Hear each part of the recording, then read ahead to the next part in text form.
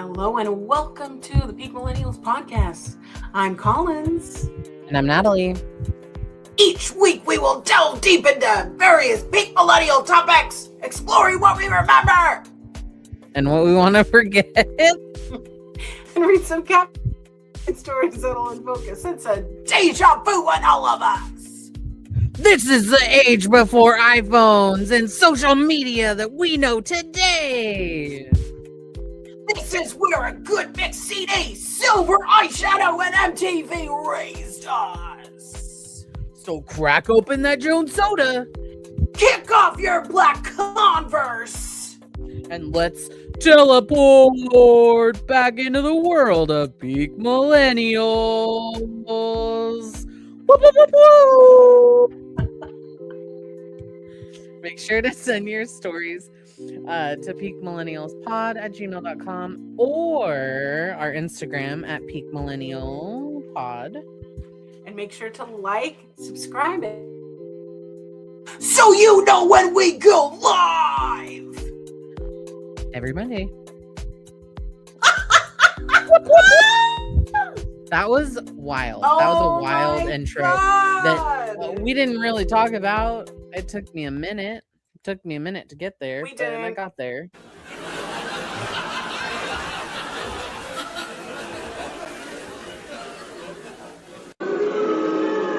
No booze. No booing. No. Not again. Anyway, was that a slap? Oh, I pressed it. It's fine. Thank you so much for showing up once again to the Peak Millennials podcast. This week it is wrestling nostalgia. And y'all showed up. I said, "Hey, can you email us your stories?" And you said, "We'll email you your stories." So, but they said, "Hi, Natalie." Hello. Yeah. Hello. How are you? So, if this is your first time listening to the show, we are just two cutesy little high school friends that have this cute little pod about nostalgia, because that's all I want to do. That's all I want to do in the present time of this world. The world is burning, so we're just gonna go back to a time when it wasn't so bad. When you could still get a McChicken for $1. I could go for a McChicken right now. Jeez. Not to take it right to food, but like when you could still get a hefty amount of Taco Bell for $5. For under $5? Yeah. Can I tell you? Last night we spent $48.50 at Taco Bell. Oh God. What did you get? 2 Crunch Wraps? And a Baja. So they actually have some new Crunch Wraps, by the way. If you I'm not getting paid for this, but they have new Crunch Wrap sliders, and it is honey jalapeno chicken. Fantastic. So had a good time hanging out with my husband, but yesterday we had the best time. We had a Peak Millennials lunch. We did. And hang out. The sun was shining. Oh my God, it was such a beautiful day. After how many days of rain in the last 2 weeks? Oh my God, it felt like it would never stop raining. Crazy snow. Business. Yeah, we met up like halfway between, because you live north and I live south. We met up halfway. It was fantastic. We had our number one Millie, as we're gonna call him, hang out. Number one Millie, aka my husband. Honestly, aka Brian. First to comment, first to like the video, first to like react to anything on our social media. Honestly, number one Millie goes out to your husband, Brian. So Brian is our number one. Listening, so hi. Howdy. Howdy, howdy. Oh, Yeah, so we had a really good time and we had some delicious Korean barbecue. I hope that you enjoyed it as much as I did. It was delish. Oh gosh, you froze. Oh no. honestly, I really did. Not only did we have Korean barbecue, but we Mm-hmm. had some amazing ice cream Oh yeah, that was really from good. Salt and Straw, which I was in. y'all, why are we so We are so cute? cute. I also We're so recycled my cute. hair today because I had no interest in doing anything else. I got just so many freaking compliments on my jacket. You were wearing such an iconic jacket. And I told you yesterday, and I'll tell our listeners too, like that jacket spurred memories of a jacket that my mom got me. Yeah, it was almost identical to that jean jacket. And she's like, "It's so cute." But Yeah, yours was so cute. It looked so but good. It was such a vibe with your what's Britney Spears interesting is shirt. that, yeah, with my Britney Spears shirt that I got from Torrid. I love it. I love it. But yeah, I was just really excited. The sun was out. We got to walk around. We went into Sephora, which I just love. I love anytime that there's like an obvious third wheel, which was your husband. He's such a good sport, though. He really was. He was giving his color commentary on things, so you know. He oob. We did. For anyone that hasn't seen that, it is the most ridiculous thing for for Starbucks. For Starbucks is like promotion of the ube. I think it's like ube matcha or something like that. Wait, it's UBE. Ube? It's ube. It's ube. Ube. Ube, it's sweet potato. Purple sweet potato. No, purple sweet potato. Ube. Yeah, it's purple sweet potato. And it's a really popular flavor for a lot of things, like Trader Joe's during this time of year. Usually it's like winter to springish. They'll do like an ube mochi waffle mix, and it is really delicious. You can usually get like ube in like your like if you go to like a milk tea or like a bubble tea spot, you can usually get like an ube flavor. It's really popular in just like in like Asian desserts and stuff. Yeah, it's purple sweet potato. It's literally purple. It's literally it's purple sweet potato. Yeah. But it's fantastic. I mean, like, it's really tasty. I like it. But there's a viral video that was circling around TikTok where a white girl literally didn't do any research on it before, just went to Starbucks and started calling it oob, like OOB, like oob. And it was I mean, it kind of like a U sound could be ooh. Yeah. So it was just like, now anytime that we see ube like as a word, we just call it oob. You lost a dog. You lost a dog. Oh my gosh. Are you gonna make it? Yeah, I turned and I saw no dogs, which made me immediately breathe in, going, "Oh no, where'd they go? Where are they?" Drinking some of my Diet Coke. So, but yeah, I mean, we went to Salt and Straw, and this is kind of a tradition now because we met up like a year and a half ago, maybe. Talking about you. And did the same, like we went and grabbed food, and then we got Salt and Straw, and like the same exact shopping center, like, so that's kind of our place. That's our place now. Yeah, that's our place. I think so. But it was a really good time. We own it. It was nice. We own it. I just loved that, like, where we were sitting, there was like that hard code of conduct that was like, do not sit, do not loiter. And it's like, Aren't you But supposed? I mean, what's the difference between loitering and hanging you out? put chairs near a fire area in Why? multiple locations in a covered area, people will loiter. But like, Correct. I guess it makes me question what technically is loitering versus just conversing. Like, is there like a time? Is there like a time limit that you can sit there?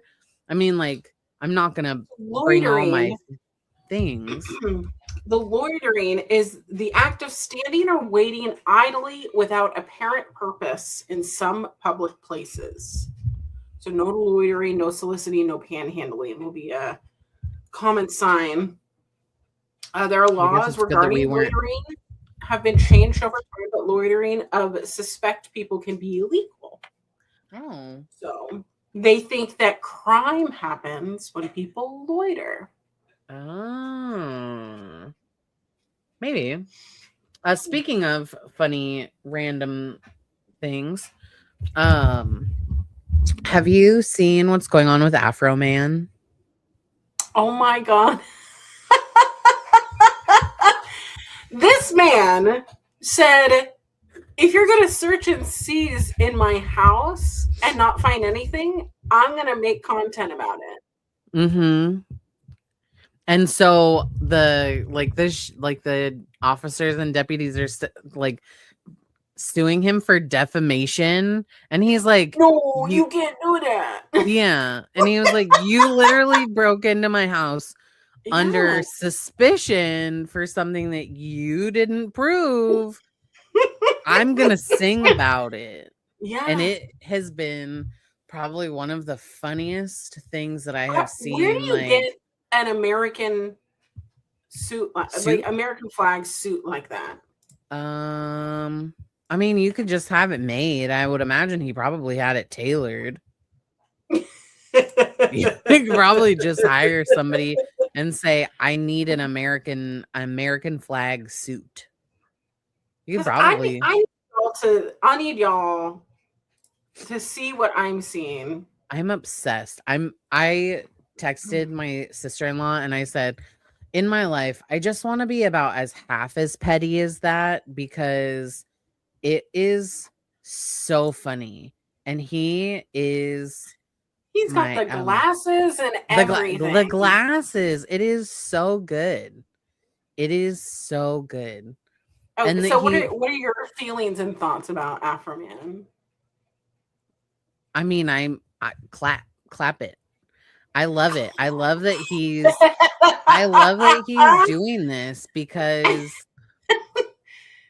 it speaks so true to, I mean, I don't want to be like, every law enforcement is bad, but like they ransacked his house with no proof under like some random situation, and he was like, you scared my family, you damaged my property, like you're not even charging me with anything, so why are you coming into my house? And then they got mad because he sang about it. Like it was caught on camera that one of the officers, like who was holding an AR-15, was like looking at it, and and there's no reason to do that. No, they had automatic rifles inside of a house raid. Do you have any other pictures of the court? Dang it. Some of the pictures in the court were just so freaking funny. Well, and then they even did what was the other thing that they did? Oh, I watched a lady who was reading like the unhinged things that were said in that court, and I was losing it because it was I mean, like that's not a bad price. That's not a bad price. No, I just would never. I would never with a tie. What were some of the crazy? Let me see if I can pull it up really fast. Of the crazy stuff that was said. Oh my God. Oh, I didn't send it, but there was a picture of and I don't know if I can show you here. Okay, so the song that he's saying is called Lemon Pound Cake. But have you seen like the porch gooses? Someone dressed up a porch goose as a police, and then the other one as like Afro Man with like what looks like a cake. What? That's hilarious. But yeah, no, that was probably one of the things I saw it and I was like, this can't be real. And then I dove more into it and I was like, of all people, like, one, if you're going to go into Afro Man's house, like Afro Man is famous for a song talking about smoking weed. You can tell that this man is not like, he's not like serious. Like he will make anything funny. Like that's his thing, is like he wants like satire. I guess that's what I'm like. Yeah, like he's unserious in that fact, but like in this situation, he's like, no. But yeah, 10 out of 10. It was probably one of the funniest things that I saw all week. How was your excuse me? How was your week last week? By the way. I mean, I had one of those weeks that I don't know, like it's just one of those things of I really would like our podcast to do well. Mm-hmm. I really would like to, like, I really wish that I could put all 10 toes into content creation and making things and being creative. But unfortunately, that is not paying my bills. Yes. Like, it's not paying our bills yet, you know? Yes. So it was just, I don't know. I get into these things where I'm like, it's just not fair. It's just not fair that I see people who are less creative and less talented as me in places that I want to be. Yes. And that's not fair of me to say, because really I don't know where everyone is or what they're feeling or what they're doing. You know, like I don't want to come across as like not being grateful, because we do have a very fantastic audience, very responsive, and they watch the things that we do. They support us. Like, I just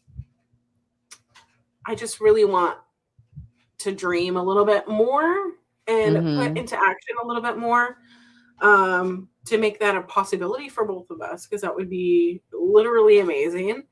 And I think that we can do that. But I did get some news.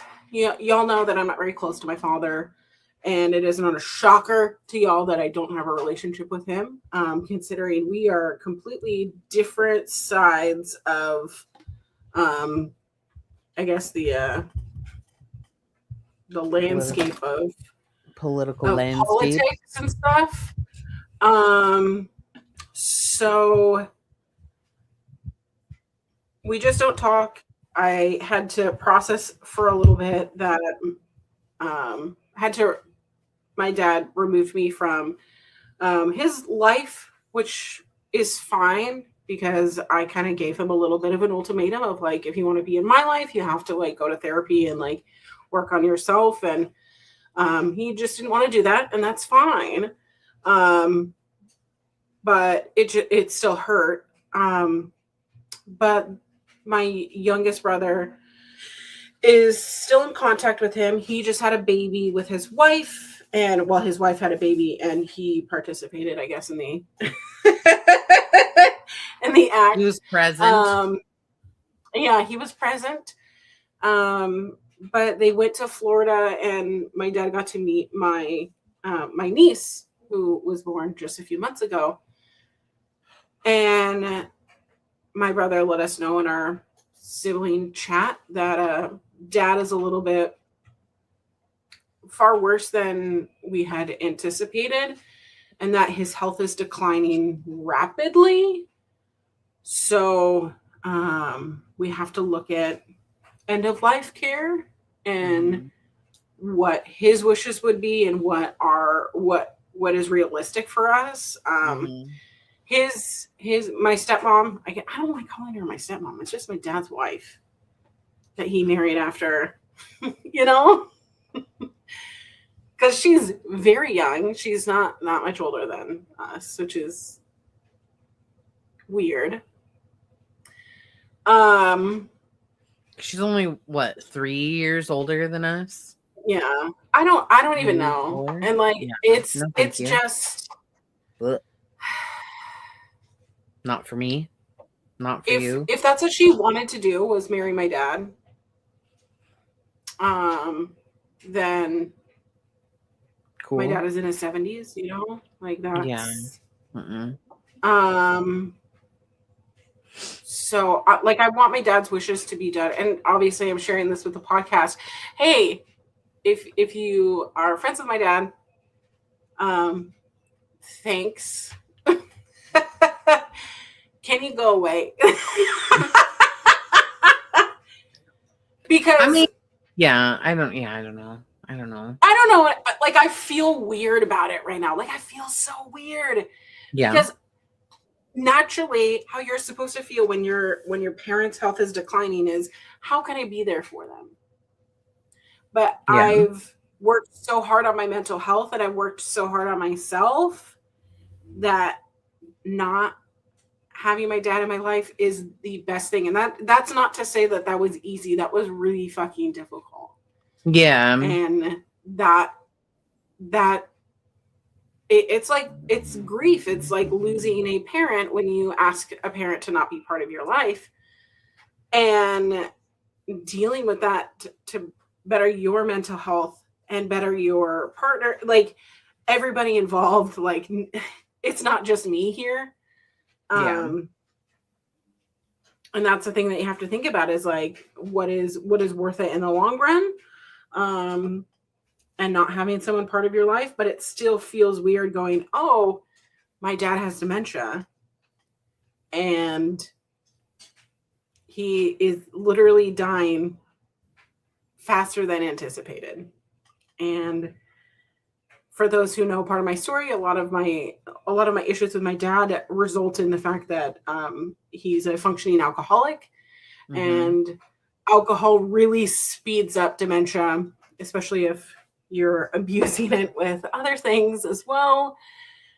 And I don't know, I'm just having a really hard time wrestling with that. If you have lost your parent to an illness, if you're listening to this, feel free to reach out to us, because I really would like to talk to people and talk through your experiences, because I don't want to just jump into it and be like, oh, well, my dad's dying, so let me put my mental health aside for the sake of you know what I mean? Like that's Let's counter it. Yeah. It puts you in a really hard place, I think. And this is just my perspective because both of my parents are alive. But I am essentially no contact with one of them. Much, not necessarily because we or I or like Brian and I or whatever like have made this decision. It was definitely done more on my dad's side. So we just are no contact unofficially. But that's, I mean, if I'm being honest, it was a very long time coming. But going through like this last year and going through all the stuff with like my older daughter's mom and her sickness and how rapid that went, like my heart truly goes out to you, because I can imagine that it's just a very hard thing to kind of process, and you have to process it like fairly quickly. But at the same time, like, do you put aside all of the things that like internally, like that were really fucked up? Right. Because in a way, like, he's one of the things, I mean, like, obviously one of the things with dementia is you just lose memory of everything. You lose faculties that you take for granted every day. And like, there's just so many things. Like, Mhm. do you put those aside so that maybe you could have, I don't know, a good memory to like Yeah, a good memory with sit with? basically the Or it's like a good memory to have, so when they're dead, like, you have yeah, something nice to remember them by, but how do you have that, but also remember, like, all of the other things, you know? Like, yeah. And I think the at least actual abuse, you when, know?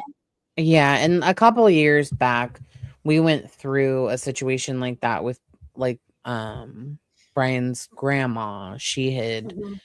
She had had a stroke, and Mm, then her dementia went very quickly. Like it escalated very fast, and it was a very interesting situation because he was very similarly in that spot. Not because they had a really good relationship and he loved his grandma very dearly, but with dementia, it's like you either have a good experience or a bad experience. And do you want mhm. the last memories that you have of this person that you know, like that you carry fondness in your heart for, regardless if you're no contact or in contact?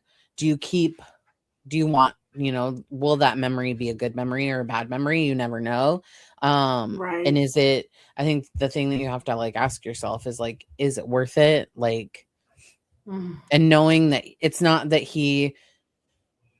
you're not worth it because you're worth it, but is it worth Yeah. it to your mental health, and then having to travel and doing all of those things? Like, that's a lot. So give And yourself it's grace. also the fact that he lives in Florida, so I would have Yes. to travel from Washington Yes. State to Florida, and it's not just Yeah. like Orlando, like somewhere fun where I could just take a break. It's in Naples, Florida. Like, it's so far south, it's not even in, like, a fun area.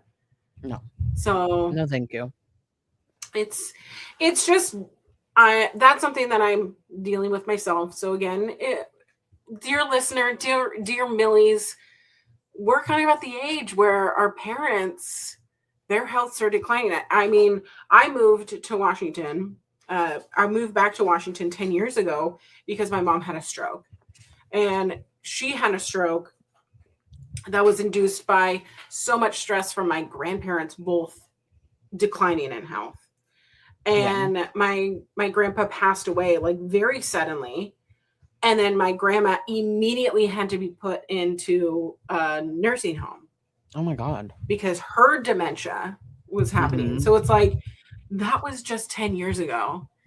And my relationship with my mom has completely dwindled because of uh, learning that a lot of my childhood trauma, I just kind of put in the, little kitten caboodles in my brain and just thought, everybody deals with this. Everybody has parents who yell at each other and they don't love each other, and they never go on dates, and they never hold hands, and like, they always talk bad about each other, and like, sometimes they would go into their rooms and like yell at each other for hours, and everybody's dad would like leave for days at a time, and like, you wouldn't know where they were at.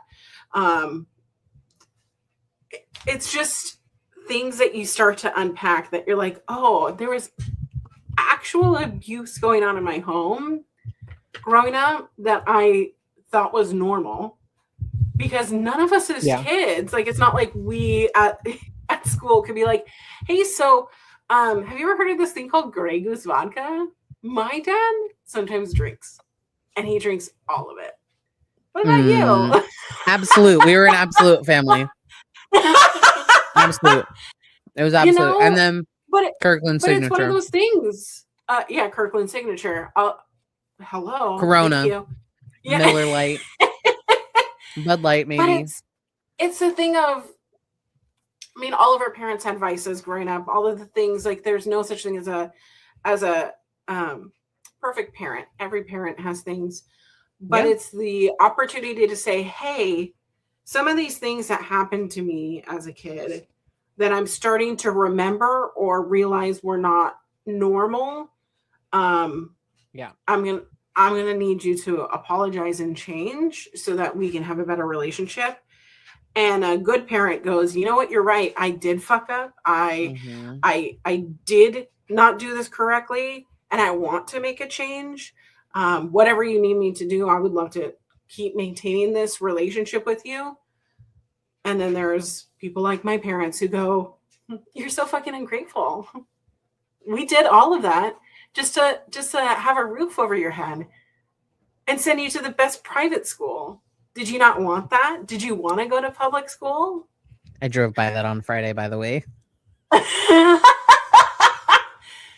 Yeah. I almost sent you a picture of it, and then I was like, no thanks. Little bit trauma right there. But, Yeah. no, Well, it's and okay. Like, I'm I think okay that with the fact that I went to a private school because at the time I didn't know the cost associated with all of that. No, and you shouldn't have, because it wasn't your choice. It's not like you said, oh, I can only, if I'm going to school, I'm only going to go. As a parent, and I'm not going to speak for all parents, but I'm going to speak, this is like my parenting tidbit, is that like my job as a parent is to make sure that like my children are happy, that they're healthy, and that they're not like, that they learn about money and how to be responsible with money. Right. But I'm not going to use money as like this. I'm not going to hold it over their heads and be like, if we go to a restaurant, I'm not going to be like, why would you order the most expensive thing on the menu? Or if we go to the store to like buy a sweatshirt, I'm not going to be like, God, that's an expensive sweatshirt. Because guess what? That fucks people up, man. That makes you second guess every single thing that you do. I'm not that I'm speaking from experience here, because that happens to me all the I'm time. also Hello. Yeah. I think about that all the time. But I don't want them to feel that way. So like I made the choice when Brian and I made the choice to try to have a baby, and like I'm gonna bulk Joe in there too, but like when Brian and I made the choice to have a baby, it wasn't Brinley's choice to be born. It wasn't Joe's choice to be born. They were brought into this world. So as their mom and like as their parent, it's my responsibility to make sure that they have what they need, most of the time have what they want, and just have a good, happy space that they can thrive and vibe in. Like, now, are they going to have everything that they want? Probably not. But I'm also not going to, I have to have this conversation all the time, because I'm like, these are things that trigger me. And so if I get a little crazy, it's not you, it's me. And I'm trying to like work through my things. Yeah. But I mean, like, there's so many things that trigger me, because like what you said, you couldn't just go, I mean, like, it's not like it was a commonplace conversation to have even now, to be like, oh, your parent does this the moment that they walk in the door, or you didn't have a notepad long list of chores that you had to do before you could hang out with your friends, or shit, watch a show on TV. Like, you had to complete this whole list of things, like dusting the blinds or dusting the baseboards, like silly, like little things like that. I was like, oh, not everybody does that. Like, that's not something that everybody does. But it's crazy. So I hope that, like, in a way, not to like sit too much in our feelings for that. But I hope that there's some peace that you can find, and like something that works best for you, in a way to like honor yourself and keep yourself like the most important. But if like you do end up seeing your dad, that like it's not a total shit show.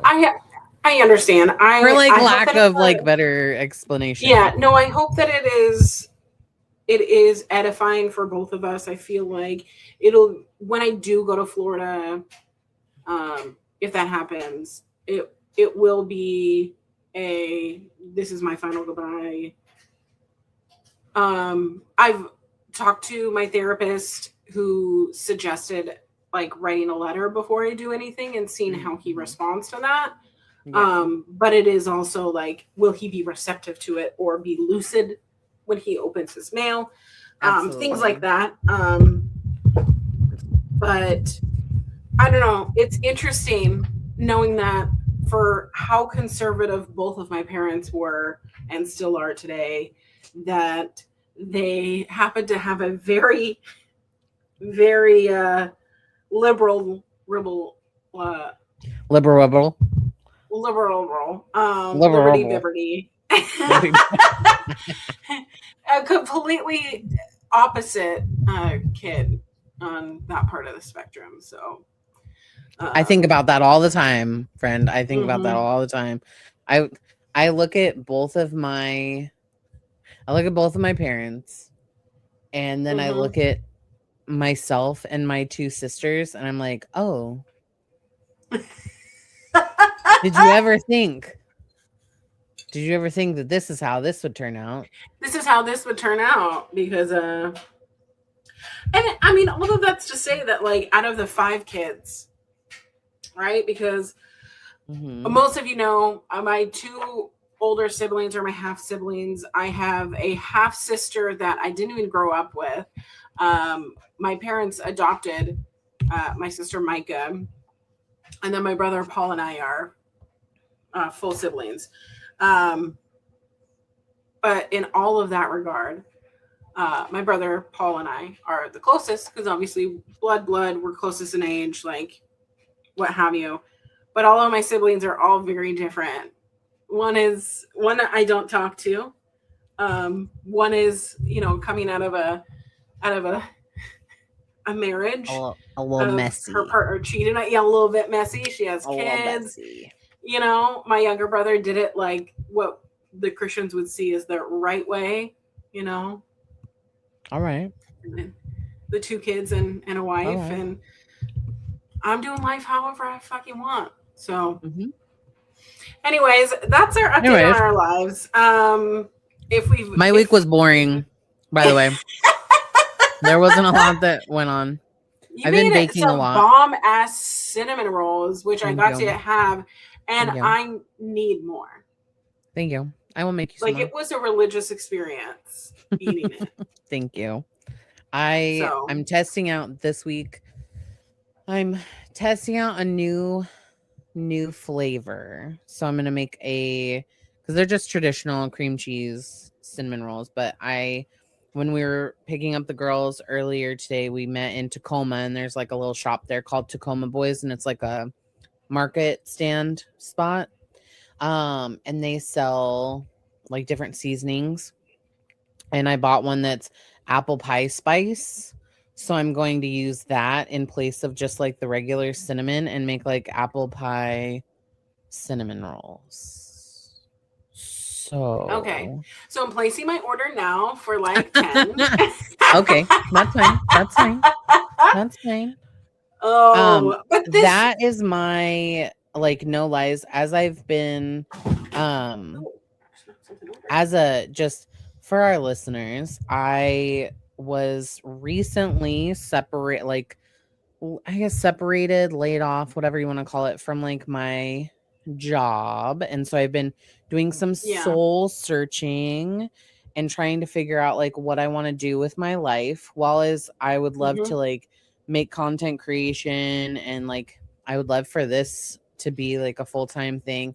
I struggle a lot with posting content online because I get really shy. Can I tell you though, I get like, so nervous. I was talking to my therapist about this because I'm in the same boat as you. It's like, Mm. it's right there on the cusp. Like, Yeah, it's yeah, right there, and I have the yeah. ideas, but it sucks because for me, the moment I open my app, it's like doom and gloom happened. The Mhm. president said this thing. We're in Mhm. war. Do you want to buy this shirt? Like, Mhm. Mhm. Mhm. can I just post my creative stuff on here and leave? Like, Yeah. Well, and that's my biggest, like, I it's not as if I don't film it, because I have like so yeah, much stuff on here. But like I go yeah. online and I'm like, "Oh, is somebody going to be like, "Ew, why are you posting that?" Or like, "This is so boring. Oh, I don't want to watch this." No. And so like I talk myself out of it before I've even done it. And so I have to like switch that off. Like, even like when I started doing my nails, I was like, I could just literally film me doing it and not have any like face content. I was like doing stuff in the garden and I was like recording it during then, and I was like, I could just be posting this, but then I get nervous and I'm like, would Mhm. anybody even watch this content? And then I like that little voice sometimes um overwhelms me, and I just have to kind Yeah. of get over that. And so yeah, so I've been doing kind of some soul searching and figuring out what I want to do, because like while I really enjoyed what I was doing in my prior role, it never like was fulfilling to me. Like, it fulfilled my like financial needs, but it didn't fulfill me like I've always you know what I mean? Like, No, but I am exactly in the same yeah. scenario. So I've kind of been I do enjoy baking. It's something that I've always really enjoyed to do. I wanted to go to school for culinary Mhm. because I've always wanted to have like a bakery and do that kind of thing. Is that something that I'm going to do long term? I don't know. Um but Mhm. I've been just like testing out different recipes and kind of just like sharing them with like friends, um and it's been really nice to just like provide something, I don't know, comforting to people that I care about. um Yeah. so any of our I don't want to be like any of our listeners, but if you please reach out if you are local to um like my area. um and if you listen and you have my info, just let me know and maybe I can share some sweet treats with you too. um but I would love to, I don't know, start my own business, or yeah, it's a lot. It's a lot. It's been really scary. Mhm. um I was talking with Brian today about like going back to school just to like learn culinary, maybe take like a culinary class, Mhm. because I want, not because I don't know what I'm doing, but because I want maybe to just like hone those skills a little bit more. Like that would be really cool. Yeah. Or take like a business management class so that I understood like the business side of things. Cause I mean, that's one of the biggest things like where businesses fail is because you jump both feet into something and then you don't understand like the business side of it. So, anyways, that's been my thing. So I've just been kind of cooking and I mean like baking and like having a good time. And it's been really nice because it keeps my brain busy, and it feeds like this creative side that I feel has been like pretty dormant for a really long Yeah. time. um Interesting. Interesting. Anywho, I think you'll do it and I think you'll succeed. So, thank you very much. I really do it. I really do enjoy it. So it's been something I've always loved to make, like, not to go too far into this, but like I've always loved to bake.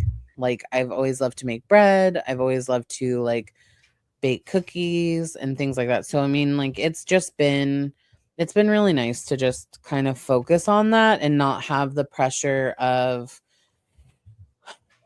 having to whew, like clock in, every day. Yes. It's been really nice to kind of reset. So No I'm one's I'm asking you taking to this do it. as a like a full reset. Anywho, I feel so yeah. proud of you. Thank you. And I'm glad that you Well, like them because that is my biggest thing. I have like not to be like woo, woo, but like my confidence is very, very low.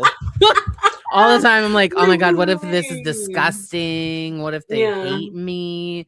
Yeah, that's my brain is so loud all the time, like, ew, gross. Relate. And I'm like, Relate. please don't. But anywho, we should probably have we should talk a little bit about wrestling. Yes. So Wrestling. I brought this prompt to y'all because, as y'all know, I have a wrestling podcast. It is called Coast to Coast. I've had another wrestling podcast called Wrestling Made Me Cry. And wrestling is just something that I've loved. I mean, one of the only kids that ever had a wrestling shirt in my private school and was told not to wear. How dare you? Because it had Stone Cold Steve Austin and he had blood on him, So I wanted to talk wrestling nostalgia. We'll probably have like a full wrestling watch along or something because I really love your face when I was showing you those videos. I just need you to know God. I have never watched wrestling. I've seen like snippets of it, but it's been like I've never watched it. And I have a few questions. But I mean like the stuff that I know is pretty like mainstream. So I'm interested. So if y'all don't know, obviously we are peak millennials. We are the peakest of the millennial of the time in which millennials, we have seen both technology integrated into our lives, right? That's why we're here on this show. We are here to talk nostalgia. We got some stories from people who are older millennials. Some are younger millennials. But wrestling has really brought a lot of people and a lot of different kinds of people together. It is the things that we remember as time goes on that really brings anyone from any stage of their life in one room to one screen to one show to those three count. 1, 2, 3. Okay. The 2000s was literally the height of popularity of professional wrestling. You had Stone Cold Steve Austin, as mentioned. You had The Rock, Dwayne The Rock Johnson. You had The Undertaker. You had Kane. You had Eddie Guerrero, Kurt Angle. Lots of show stars like Shawn Michaels, Triple H, Bret the Hitman John Cena. Hart. John Cena. John Cena. I love John Cena. I do. John Cena. And of course Hulk Hogan, which boo. We've talked about Ric Flair. We've talked about Randy Savage. We've all been impacted in some way culturally to wrestling because there was a period of time where it bled into pop culture. I wanted to ask you, do you remember the Suck It? Where Suck It! Yes, what do you remember about that? I just remember that it was a bunch of stupid little boys that were like, they would just like walk around and they would just out of nowhere, they would just look at you and then they would be like, and then just like fully just in. That's all. And I don't even remember like if there was any context behind it. It would just they would be talking to each other. And do you remember like they would just like do it back and forth and they would be like suck it like just like back and forth, like whoever could do it is like whoever could do it the longest. No, of course. So I did it. What do you got to suck? There's nothing. But as children, we don't know that means suck my dick. Yeah. Right? As a kid, like, we don't know the connotation of, like, the insult to nobody suck my dick. Yeah, no. As an adult, I would much rather just say suck my dick than like suck it. Like I would just rather suck my dick. I got two words for you. Suck it. I mean, like it's pretty clever, but I think that there was during the 2000s was when there was a lot of breakthrough catchphrases. Because for me, I didn't watch wrestling, but I did know that if you said, "Can you smell what the Rock is cooking?"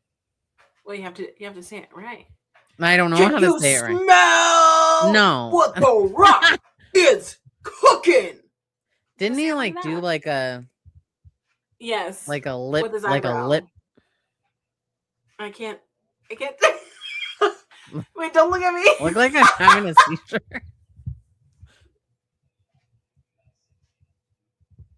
I don't.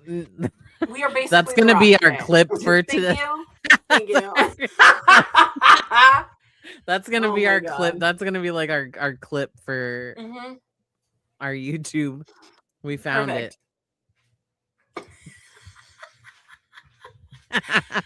Oh my god. But I mean, like that was really it, because people would just be like, "Can you smell?" And it's like, no, what? Or like a guy would like fart, like walk by and fart, and then be like, "Can you smell what the Rock is cooking?" Like, that's so dumb. But I mean, like those were some of the big things. I never, so like my family never watched that. We were definitely like a crime show only. It wasn't like let's watch. What are some other really good ones? Oh, so I mean, do like, you remember Austin 316? Yeah.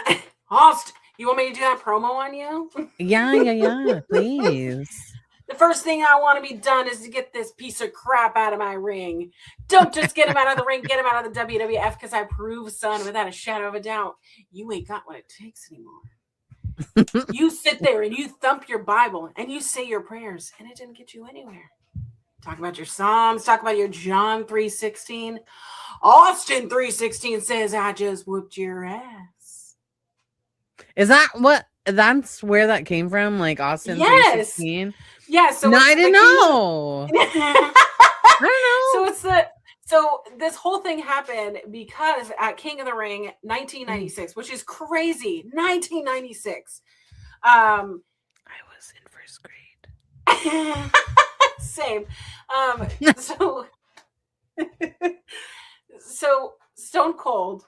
So King of the Ring is basically a tournament. You know what a tournament is? Like, you have two people fight, and the winner goes on to the next round. The next round and the next one they fight, and they, So the King of the Ring tournament is basically like whoever wins that like gets like a number one contendership for the title of their choosing. Usually. Mm-hmm. So in this case, do you know who Jake the Snake Roberts is? Jake the Snake. No, enlighten me. Used to come to the ring with a bag with a real snake in it. No. No. So remember how I was talking about Randy Savage earlier? There was a match between Randy Savage and Jake the Snake where Jake the Snake's snake got loose? Bit Randy Savage. Oh no, was it a venomous snake? So it's had the venom pulled out of it, but it still is a snake biting you. Yeah. And that's like a ball python. That's not like a little. That is a big snake. Mm-hmm. It's still a snake biting you. Yeah. And so never. And Randy Savage accused Jake the Snake of purposely agitating the snake. so that when he took him out of the bag, he was extra mean. Extra mean. Mm-hmm. Oh my goodness. So anyways, so they're in this King of the Ring tournament. Oh boy. Stone Cold Steve Austin, who really, he was kind of a carny character really in WCW, which was the other competing brand of the Ringmaster, right? So, and he used to have blonde hair. And then, you know, like once they shave their head, they're a little bit more like serious. So he really hadn't like honed in on like the full broad picture, the glass shattering, you know, the coming out in the vest with the knee brace, you know, the rattlesnake arms, like taking the beers and clasping them together. It wasn't the whole dog and pony show, but he beats Jake the Snake Roberts because at this time, Jake the Snake Roberts had turned his life to the Lord. Oh. Which is why he says, you sit there and you thump your Bible and you say your prayers and it didn't get you anywhere. Talk about your Psalms. Talk about John 3:16, which John 3:16 is one of the Christians' favorite Bible verses. For God so loved the world that he gave his only begotten son, that whoever believes in him will not perish, but will have eternal life. So he says, you know, talk about your Psalms, talk about John 3:16. Well, you know what? Austin 3:16 says, I just whooped your ass. Because he did, because in the parallel in the picture, Jake the Snake Roberts is being carried out of the arena while Steve Austin is being interviewed. And it's one of those things that like right after that, it was just like lightning in a bottle for Stone Cold Steve Austin. Because as we see going into the 2000s, what I remember is WrestleMania 17, which y'all know about, where in the main event, you see the two titans, the two gods of wrestling. Now, remember, when you would see out into the crowd, into Monday Night Raw, everybody had one of those posters. And it was just a sea of posters. They all came just to hear that glass shattering.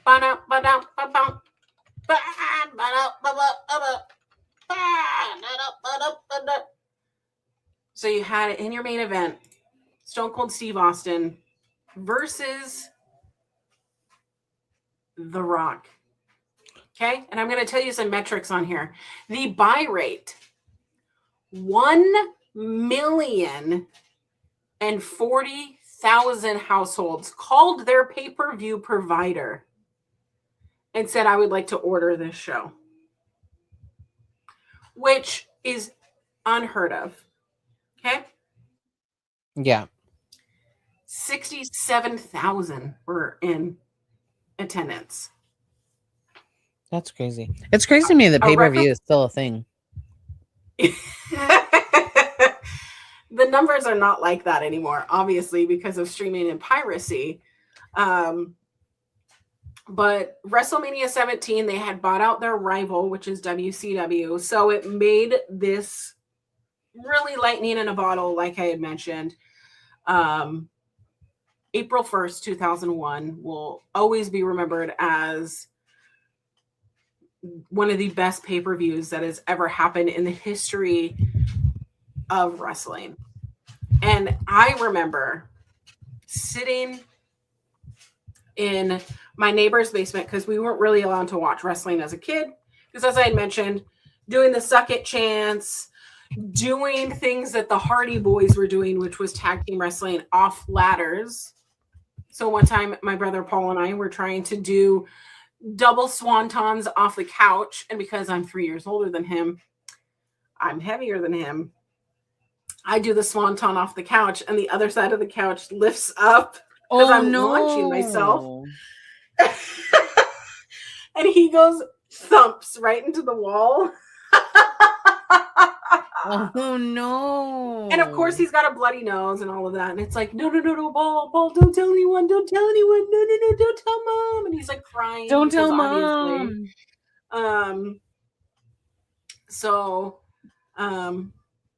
but definitely one of those things, one of those shows that I will never forget. But I was sitting in our neighbor's basement. They had a basement that had green carpet, like that emerald green carpet, Oh. but the walls in Yeah. their basement were also carpet. That same green Oh. carpet. And like everything was like that dark green color, like that 2000s Mm-hmm. green. And they Mm-hmm. had one of those like really fancy projectors. Like Ooh.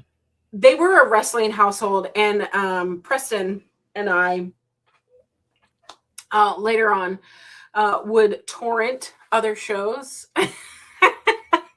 like TNA, like Ring of Honor, Yeah. because wrestling was really banned in my household because my mom was a very no violence kind of person, and I loved wrestling. It was like I could have been doing, well, I did do drugs, but that's later. But it's the thing of like, that was my rebellion is, oh, Mm-hmm. you want to tell me that I can't watch wrestling? I'm going to. But in that WrestleMania 17, Stone Cold Steve Austin beats The Rock for the WWF Championship. And that is the night that Stone Cold Steve Austin, who, remember, also, it's like Vince McMahon is a bad guy. Okay. Mm-hmm. He's portrayed as this bad guy. He is portrayed as everybody's boss that you want to do a Stone Cold Stunner on, right? Mm-hmm. Stone Cold aligns with Vince McMahon at the end of this. Ew, gross. So that's like the one thing that everyone's like at the end, like Vince McMahon and Stone Cold Steve Austin are shaking hands and sharing beer. And it was just one of those like, you're leaving this moment of this pay-per-view. Your favorite wrestler has won the title, and now he is attacking The Rock with a steel chair, which I mentioned no one knows at this time about CTE. Or that you shouldn't do chair shots to the head. Mm-hmm. And it's kind of a little bit brutal. There's blood. So, one question I have. Okay. As a a non-wrestling fan, this is really fun. Yeah, as a non-wrestling fan, Okay. I need to know, is it like when they're fighting, is it like real fighting? Like they're really like fighting each other? Because if you compare to like MMA style or like boxing, I guess, like that's like boom, boom, boom, like kicking and all that stuff.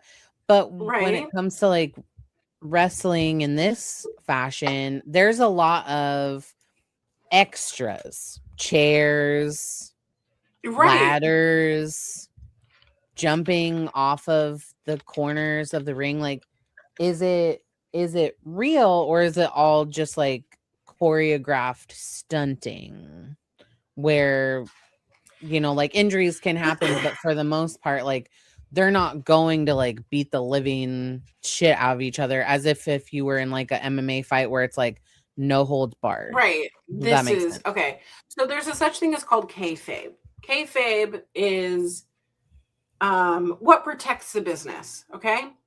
So scripted wrestling shows like the WWF at the time, WWE now, like AEW, like I watch, Ring of Honor, TNA, they are all scripted entertainment. Okay. There is a winner projected at the end. Sometimes that can change if people get hurt or, you know, audibles need to be called. They plan out their spots, but for the most part, the moves are real. Okay. The danger is real. People can get hurt on something small, just like in a regular fight. So when I say like, oh, is that kayfabe? Is that a planned spot? And when you say, oh, that's not kayfabe, or they're shooting, that means that they are really like this goes beyond the planned wrestling fight. So the thing that I was showing you earlier with WrestleMania 8 is allegedly a shoot moment where after the fight, they're really fighting. Whereas like prior, that was kayfabe, where the like Correct. it was anything that was like said or done or any of that stuff was all kind of like scripted and like part of, in a way, like a choreographed thing. Now, do they like practice the choreography together Similar. or with like someone that's like in the same weight class but not necessarily? So I'm going to tell you, you do go to wrestling training schools, right? For the most Yeah. part, people should be going to wrestling training schools. How do I take a punch to the face? Yeah. How do I take a power slam so that I can absorb the damage and not hurt myself, you know? So in the essence of like, hey, I'm going to right hook you and then you're going to give me a super kick or a drop leg kick or something. You know how to take those moves like standard procedure to where your body is protected, if that makes sense. Yeah. But for the most part, a lot of shows are called on the fly. So I have a set of like 4 or 5 moves that I really would like to do in the match. So maybe 4 minutes before, 2 minutes before, I go, Natalie, I would like this match to end in a disqualification, which a disqualification is like, I hit you with a chair, you know, and then the match is called out, you know, because that's a disqualification. Yeah. So this is how this match is going to end. But I have these 4 moves. I have a power bomb. I have a leg sweep into an elbow. I have this submission hold that I want to do. And then I have a frog splash. So frog splash is going to the top rope and then frog, like a kind of like a frog that you're, you know, put your hands and feet together, you know, kind of thing. And then you cross body and I hit you with my stomach. I have these 4 moves I want to do. And when I pin you, or it's going to look like you're going to submit in my submission pose, but you're going to get out. Okay. So I want to do these 4 moves.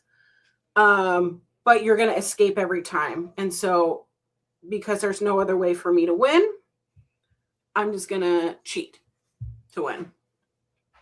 Okay.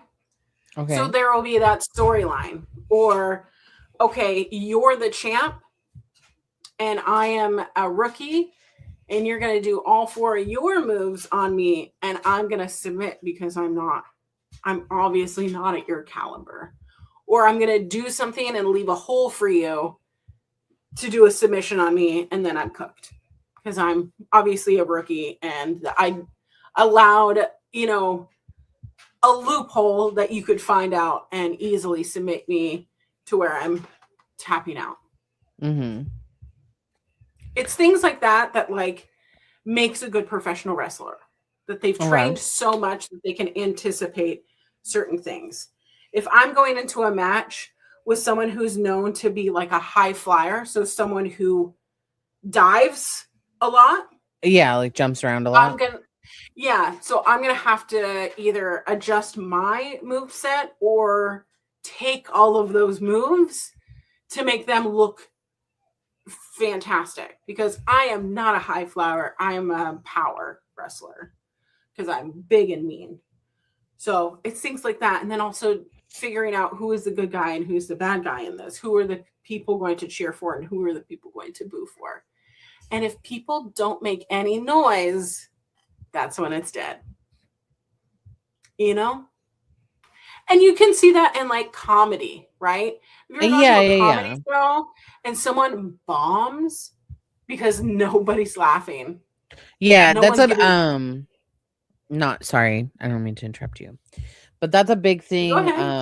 Like what we were when we were talking about K-pop yesterday and I was telling you about like Light 6 and stuff. That's the equivalent to that is that everybody has a light stick, obviously, at a K-pop show, be it like if you're at like a music bank, which is basically like a bunch of different K-pop groups get together. They all have light sticks for whichever group that they like the best. If the crowd doesn't like what you're performing, they literally shut their light stick off and it goes completely like black in the crowd. So I mean, like if it goes completely silent, yeah, it's brutal.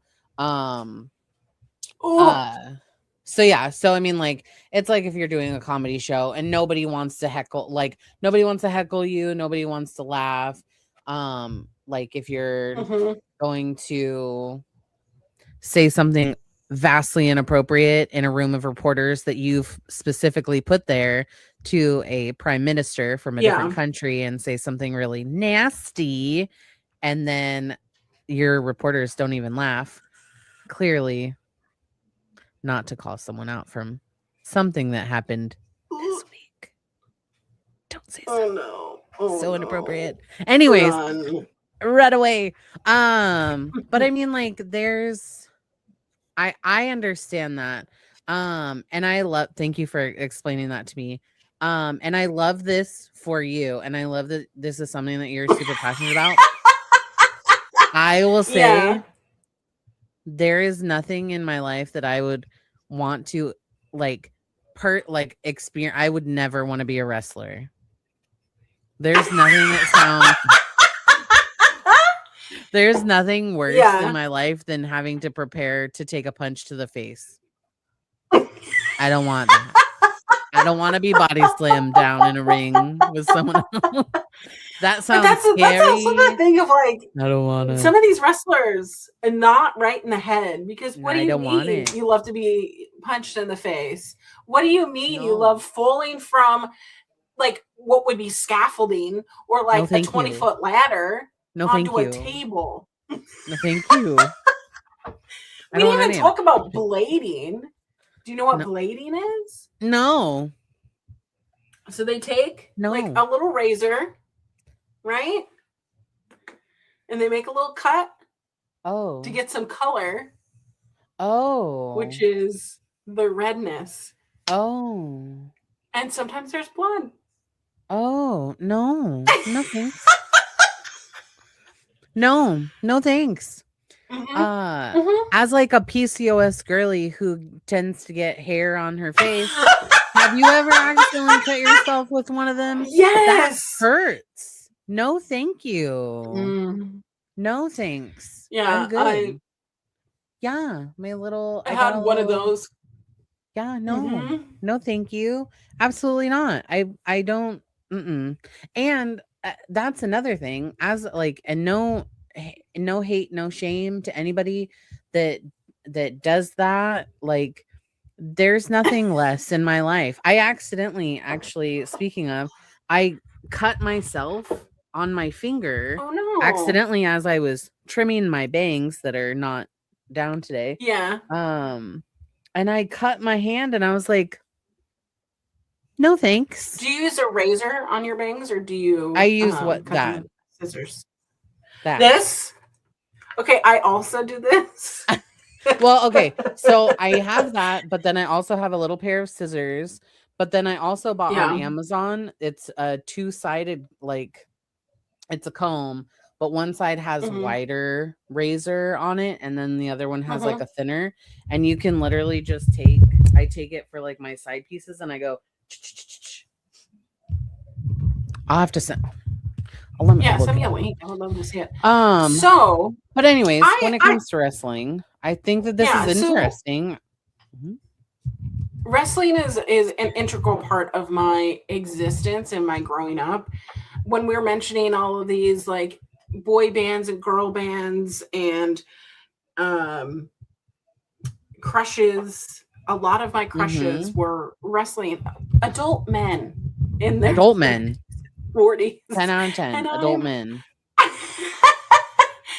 So, and it was honestly my sexual awakening. And because unfortunately during this time, I've seen one of those. I had one of those in beauty school. Yeah. Anywho, I would use. So I put out the question out to also thank you for listening. And if I talked about wrestling Yeah. incorrectly, let me know in the comments because I'd love to tell you you're wrong. But we even just like scratched the surface when it came to like wrestlers. Cause I mean, like, what is his name? The actor now, Batista. Yeah. I don't know his first name. I don't know whatever Dave his name. Batista. Dave I Batista. love him. He was a wrestler. One of my Let's favorite see. wrestlers. Yeah. I mean, I just like to look at him. So like, And you know about the band Limp Bizkit? yes, Fred Durst. Fred Durst is in a wrestling game. Is he? Yeah, he's in the wrestling Oh. game. So him and his red hat, you can be a playable, Oh. unlockable character in one of the wrestling games. So that's cool. But this week, y'all, on all of our social medias, we let you know, hey, this is going to be the topic. Right. We would love for you guys to submit your stories. And I have a few stories to share. The first one is my husband. My husband, Epi Martinez, says, hello. Epi. Hello, Epi. As a fellow millennial, I've grown up with pro wrestling all my life. Not just watching it, but also reenacting it. It was the earliest bonding experience I had with my dad, where we would watch wrestling together and then wrestle. Being a very young child, I would climb on top of the couch and dive off into my dad. I would also dive down on the steps in our home. My reenactments didn't stop there, as my buddy figure that I had as a small child. It frightened me more than once as I learned about Chucky and the Child's Play movies. I began to use my wrestling moves against him as daily practice in order to keep him in his place. It's a my buddy figure. So, kind of my buddy. My buddy. Lastly, during the ultra popular Attitude Era, which, by the way, there are different eras of wrestling. Okay. I should tell you them. Eras. I mean, Attitude Era was Stone Cold Steve Austin, though, right? No. So,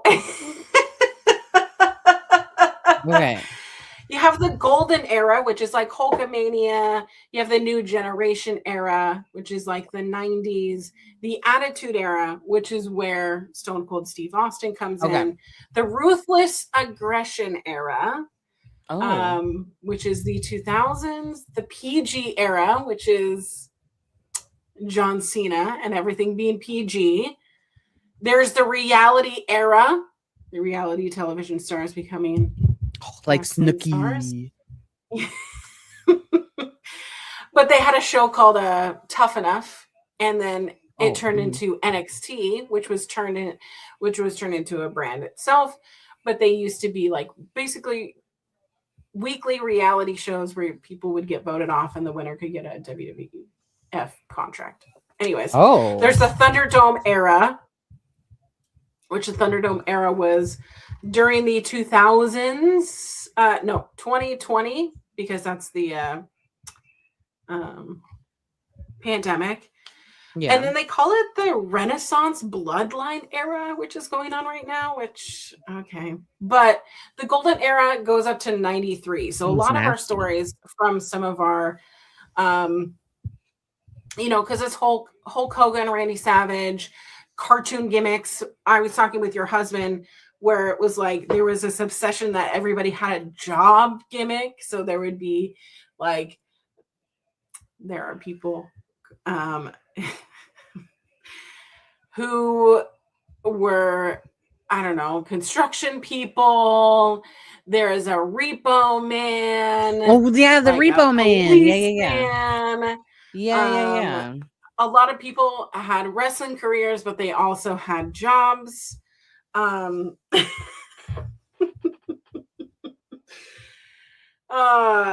But the new generation, which is the early 90s into 1997, which was owned by Bret Hart and Shawn Michaels, following this steroid scandal, which I was talking with you guys about the 1992 steroid scandal with which Vince McMahon got off from the federal government. The Attitude Era, 97 to 2002, which was highlighted by Stone Cold Steve Austin with his Austin 316. The Rock is in there. Ruthless Aggression was the John Cena, the Brock Lesnar, the Batista, the Dave Batista. And that went until 2008. The PG Era, which I mentioned, the reality era of having reality people in it, which was driven by John Cena. The reality era, which blended backstage reality and on-screen storylines, multiple reality shows for the WWE at the time. So there's going to be lots of stories with people into the different eras. So in the Attitude Era, so this is the late 90s to early 2000s, as we're still talking about Epi Story. Okay? Yes. So he says, lastly, during that ultra popular Attitude Era, this is when the most people are watching wrestling, I had a neighbor I would often wrestle. Since he was slightly smaller than me, I could lift him and toss him around, though I was always too afraid to hurt him. More often than not, he would have the advantage since he knew he couldn't really hurt me. I took a lot of DDTs during this time. So those are my husband's nostalgic wrestling memories. My best friend also messaged me on Facebook during recording, and I have to share what they had mentioned. Okay. So Sammy says, I'll always have a fond childhood memory of watching Monday Night Raw when I was 8 to 10 and hoping every week I would see The Undertaker. Oh. John Cena was another favorite, but Undertaker was it. I was exhilarated by his matches. Okay, by the way, you know The Undertaker.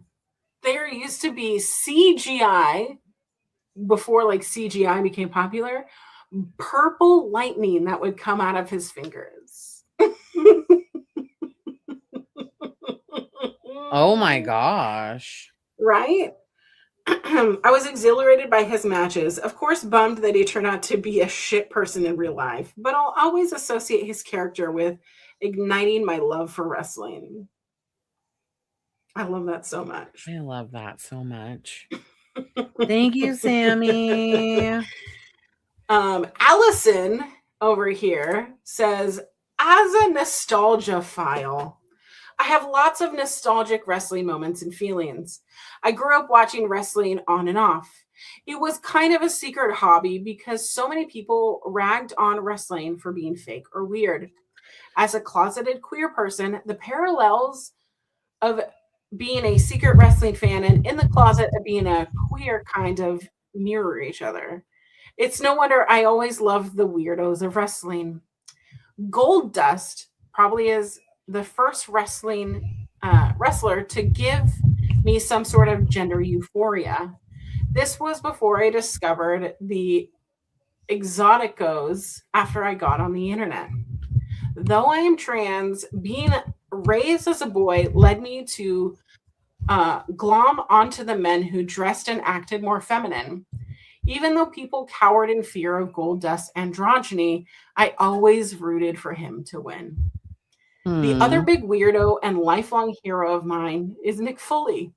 Mick Foley, Mankind, that's his gimmick, was the misunderstood, picked on wrestler who finally made a breakthrough as himself.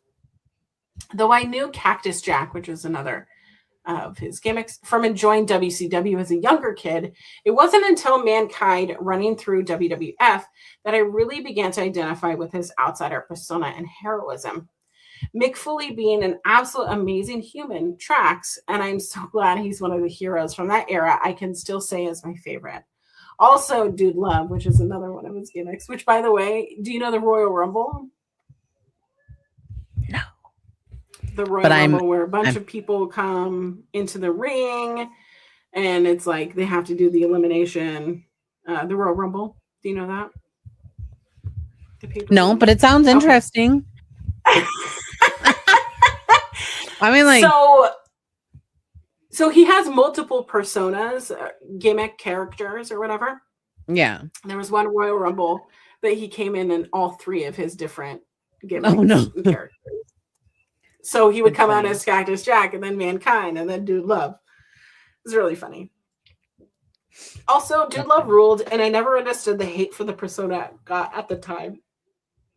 I can probably relate a lot of my other favorite wrestlers of the era, like Canyon and Pac. Canyon is also Chris Canyon is probably one of the first wrestlers that I ever found out that was gay. So a lot of people were closeted. What can I say? I always love the outsiders. Coincidentally, not those outsiders as much. Don't know what else to say at the moment, but I hope this is cool enough. Thank you so much, Allison. That was really, really awesome. Yeah, thank you. We have two more if you have time. Mm. One of them is a video submission, and I'm very excited to get your response on it. So, All right, I'm here. I'm listening. Okay, so this one is from Dan. Hi, I'm Dan. I write for Dan the Wrestling Fan and first time showing on Substack. Here's my memory. Back in 2012, I was kicked out of college due to academic suspension and failing grades. I ended up homeless because I, a 19-year-old kid, decided it would be smart to lie to my family about it. There I was, 2.5 hours away from my family, struggling to survive. It was around this time that I began to experience depression and suicide for the first time. And as I write this, I've just begun therapy for the second time ever to deal with the guilt surrounding this period of my life. This all happened around the fall of 2012, and I didn't have much help to keep me going, but I did have one other thing: the build up to WWE Hell in a Cell event, which honestly, I'm not laughing, but I totally get it. I totally get it. That show had a 6-week build to it, meaning that Raw was must see every week. I'd watch it on my phone as often as I could, and everything that was happening on TV at the time gave me strength to not give up. This is just, it's a soft spot for me, despite how not good of era of WWE was. Every week, I felt myself spiraling out of control. The desire to take my own life got worse every day. I was losing weight. I wasn't eating. I tried cutting myself, and I was avoiding telling everyone because I was afraid of facing the consequences. I was suffering and slowly dying, but watching CM Punk had have to choose between an injured John Cena and Ryback for the title opportunity was captivating enough to keep me from killing myself. It was the first time I can say that pro wrestling saved my life. And as 2020 would prove, it certainly wouldn't be the last. So when I think of a nostalgic memory tied to wrestling, I think of that time that my fandom was strong enough to keep me breathing. Dan, thank you so much for sharing that. My heart just, like, because we've all kind of been in those kind of situations. Yeah. But I really appreciate you reaching out and taking that moment to share with us. And I think that we both can relate to just like holding on to something when everything else feels like it's just like spiraling out of control, and like there's only one thing in your life that's like kind of holding you here. And it's very special. I guess it's very touching to hear that was the thing. So thank you so much for sharing. Yeah, I really, really, really loved that. This last submission is a video submission. It's from one of our favorite listeners, Carl. Carl loves to jump on all of our streams, especially when we go live. He really loves when we go live. So we'll have more live shows, Carl. I really appreciate it. But he gave me permission to show this, so the video is a little bit long. but I felt it was important to show this. So Hi, Carl. hi Carl. Let's hear his story. Right. So first of all, I want to thank Collins for the opportunity to share one of my one of my memories of wrestling growing up. I have to take you back to 1992.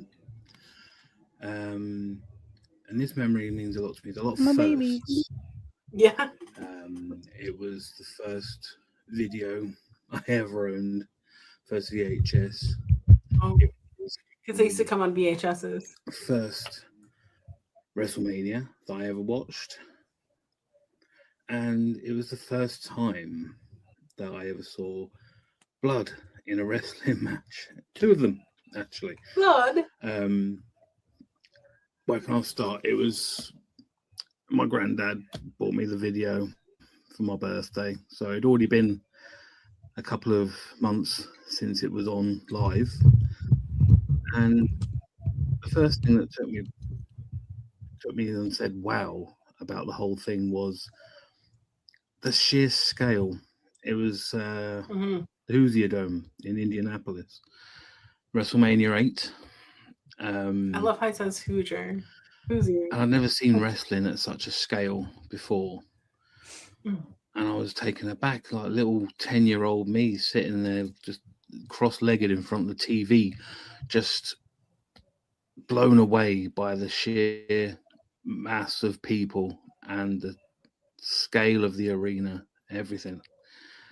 And it introduced me to a few wrestlers that over the course of like their career and my life growing up would become my favorites, some of my favorites. It was the first time I'd seen The Undertaker, Shawn Michaels, Tito Santana,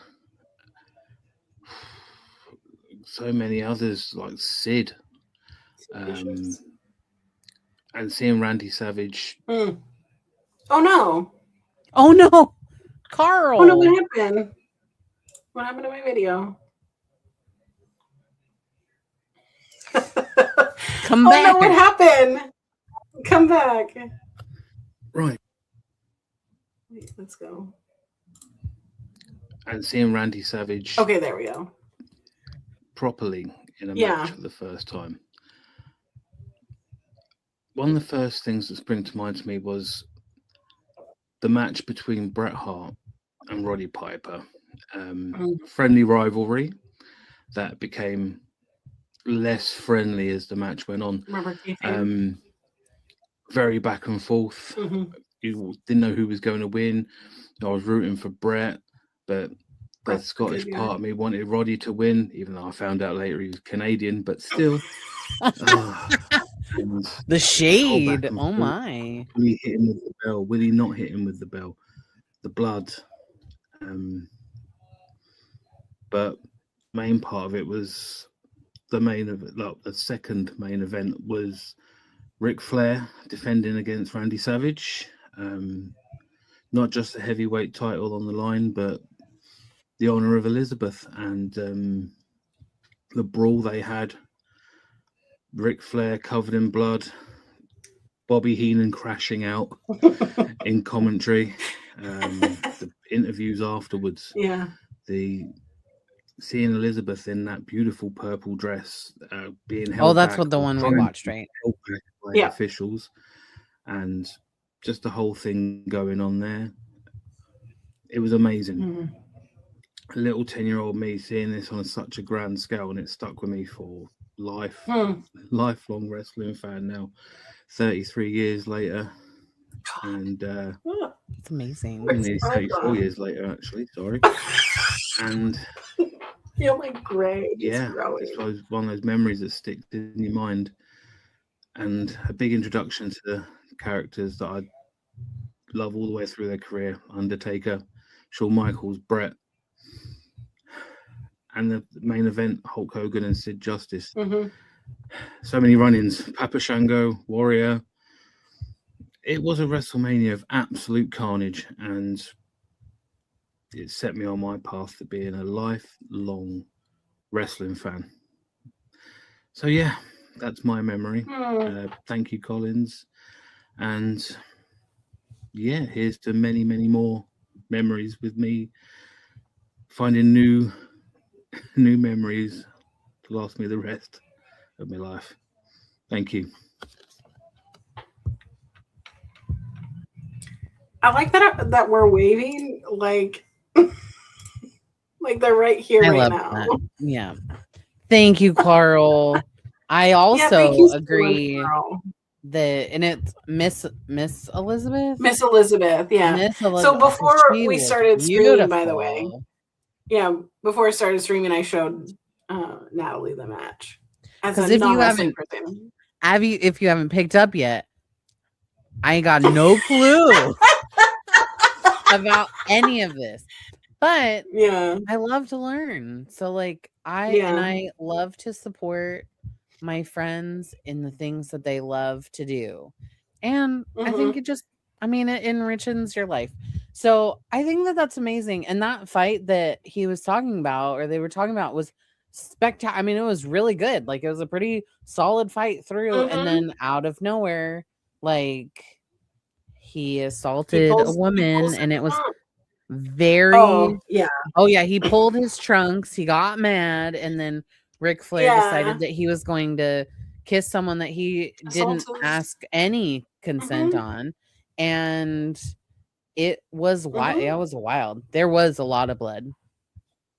There was a lot of blood there. Ric Flair having that blonde hair, being all crimson, as a result. Yeah, that was crazy. That was a crazy. Thank you all for sending in your stories. I know that there were some that were missed on Instagram, but for time's sake, we're unable to get to all of those. But if you want to share your story or share your story about anything nostalgic, about anything, send us an email over at peakmillennialspod@gmail.com. Send us a message over on Instagram. We love to have you part of our show, just like this. Like, this was really fun. I loved this. This was so fun. I really love this so much. I'm sad this episode is over. I'm sad it's coming to an end. But it was so fun. It was so fun to chat about wrestling with you. Now I know a little more. Well, Natalie, where can we find you on this internet? You can find me on Instagram at Natalie Christina, just like boop boop right here. And I'm on TikTok too. Maybe one day I'll post. Before I leave though, I didn't share with our listeners. Look at my nails. They're so beautiful. I did them, by the way. That is perfect for spring. Yeah, you do your nails. I just pop them on. That's it. I did. They are popped on, but I did them, and then I forgot. You do the art. Yeah, I do all the art, but these are all stickers. But I design where the stickers go. I didn't put any top coat on this one, so all the stickers I peeled them off. So I have to fix that later. Anyways, where can our listeners find you? You can find me anywhere there's social media _queer auntie. I'm going live usually Thursdays through Sundays, Mondays, whatever it is. We'll see who my Collins on the Rocks podcast co-host is this week. But this last week, I had Samantha, who is one half of the Power Bombshells. She was talking about her journey through having thyroid cancer and the journey that it was to go through all of that, her love of wrestling, where it started, and how she was one of the few people to break the news of the Janelle Grant case that's going on right now. So if you want to listen to us, we also play some drinking games and we go real deep. You can go over there and watch that episode. I'm hoping to get a few more things going. I need to just go live on Twitch and not worry about other things, because I get like, I also feel the same way. I feel that same way. I would like to, but I get nervous. because I want to do that. Feel free to send us some encouragement and go over to our Instagram, peakmillennialspod.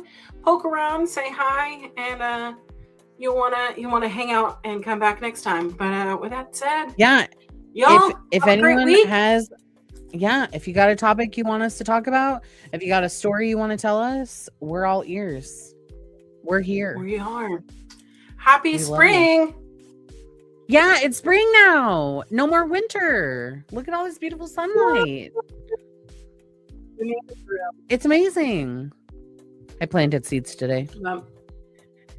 And we plant seeds in you.